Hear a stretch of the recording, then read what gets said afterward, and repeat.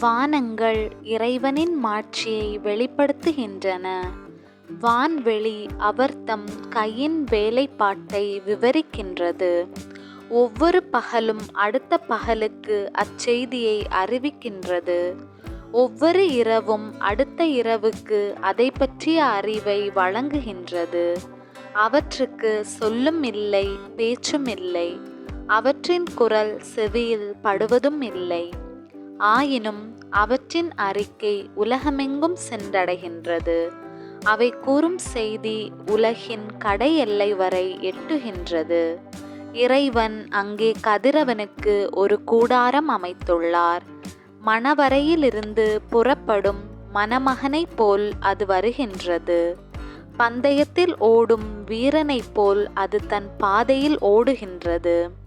அது வானத்தின் ஒரு முனையிலிருந்து புறப்படுகின்றது. அதன் பாதை மறுமுனை வரையிலும் செல்கின்றது. அதன் வெப்பத்திற்கு மறைவானது ஒன்றுமில்லை. ஆண்டவரின் திருச்சட்டம் நிறைவானது. அது புத்துயிர் அளிக்கின்றது.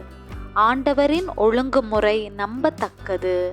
எளியவருக்கு அது ஞானம் அளிக்கின்றது. ஆண்டவரின் நியமங்கள் சரியானவை. அவை இதயத்தை மகிழ்விக்கின்றன. ஆண்டவரின் கட்டளைகள் ஒளிமயமானவை. அவை கண்களை ஒளிர்விக்கின்றன. ஆண்டவரை பற்றிய அச்சம் தூயது. அது எந்நாளும் நிலைத்திருக்கும்.